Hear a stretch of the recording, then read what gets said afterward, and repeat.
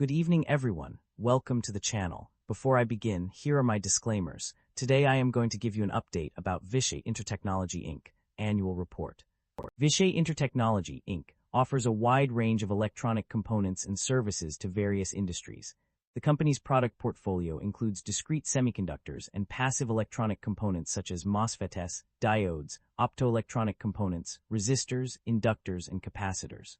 The company operates through 6 segments: MOSFETs, diodes, optoelectronic components, resistors, inductors, and capacitors. Each segment offers a variety of products that cater to different market needs.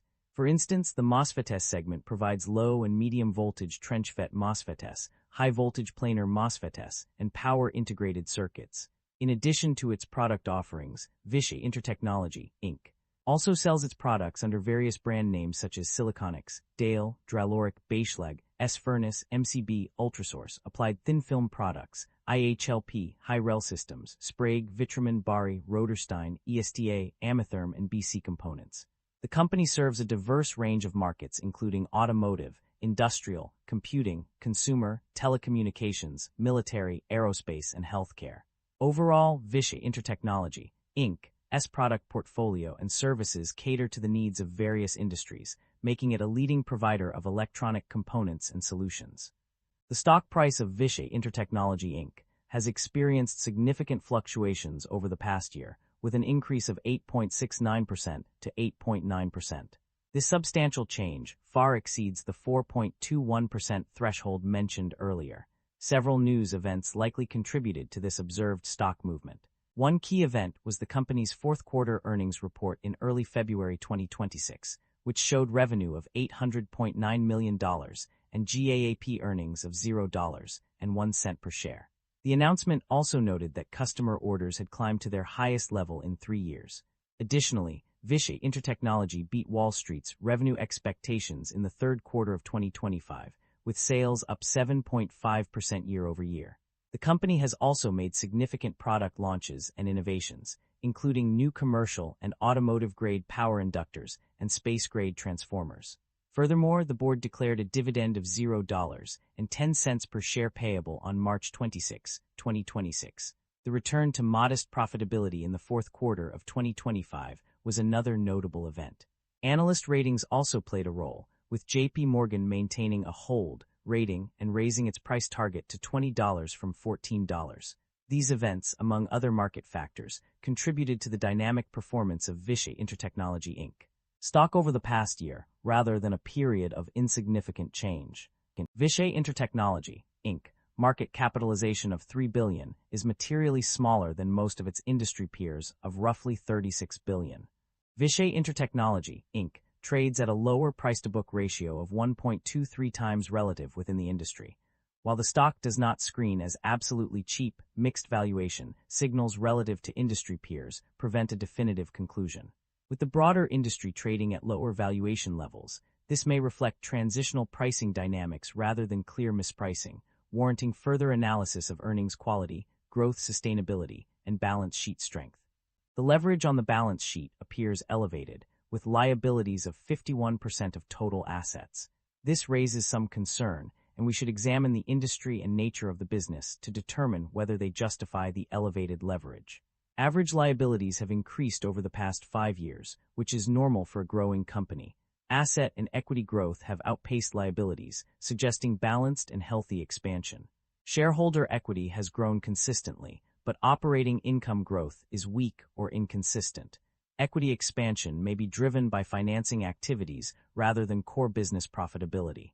The company has continued buybacks despite weak revenue growth, raising questions about capital allocation priorities. The company have a dividend yield of 2.12%. The income statement shows that the company revenue have been declining annually and operating income have not been increasing. This shows that the business is under pressure with rising cost and its management is unable to expand the business. The primary drivers of revenue growth or decline for the company can be attributed to various factors across its segments. In the resistors segment, net revenues increased by 4.6% in 2025 compared to 2024, primarily due to sales growth in distribution customers, industrial and automotive end markets, and Asia and Americas regions. Similarly, the inductors segment saw a slight increase of 2.3% in net revenues, driven by sales expansion in distribution customers, industrial and healthcare end markets, and the Asia region. However, the capacitors segment experienced significant growth of 10.1%, fueled by increased sales to distribution customers, industrial and telecommunications end markets, and the Asia region.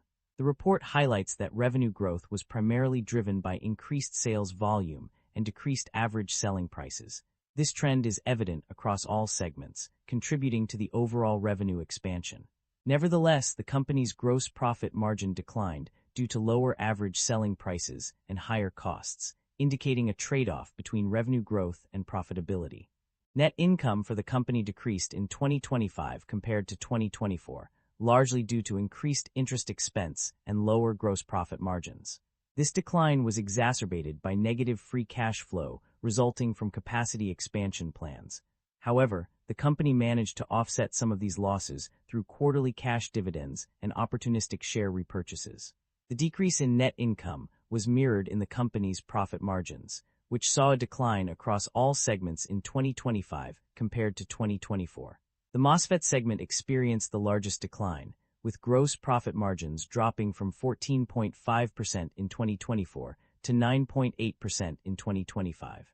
Segment operating margins also decreased, with the MOSFET segment experiencing a significant drop from 1.1% in 2024 to -4.8% in 2025. The primary reason for these declines was lower average selling prices and higher metals and materials costs, which contributed to the decrease in gross profit margins. Additionally, increased segment SG and expenses further eroded segment operating margins. These factors combined to negatively impact the company's net income and profit margins in 2025. The company's financial performance in 2025 indicates a mixed picture. While it reported negative free cash flow due to capacity expansion plans, it successfully exceeded its intended return on investment through quarterly cash dividends and opportunistic share repurchases. This suggests that the company is prioritizing shareholder value over generating positive operating cash flow. The company's debt level and interest expenses have undergone significant changes over the past 2 years. According to financial reports, interest expense saw a substantial increase of $11.2 million in 2025 compared to 2024. Furthermore, when comparing 2024 to 2023, the interest expense rose by a staggering $2.3 billion. These figures indicate a notable escalation in the company's debt-related expenses, suggesting that the organization is shouldering a heavier financial burden. The performance of different segments and regions within the company varied significantly in 2025. On a positive note, the optoelectronic components segment saw an increase in net revenues by $4,183,000, 2%, and a rise in gross profit margin from 18% to 20.5%. The diodes segment also performed well with a net revenue increase of $10,782,000, 1.9%.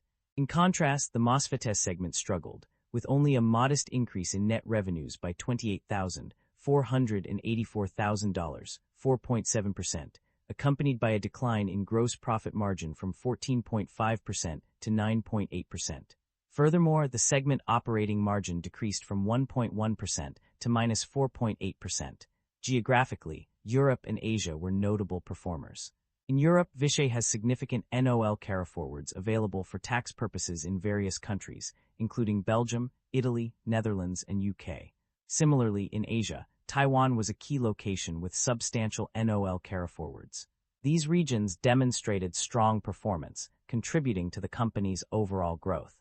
Management is optimistic about the company's outlook, citing several key strategies that will drive growth. One major focus area is increasing critical manufacturing capacities for certain product lines, which will enable the company to meet growing demand and expand its offerings.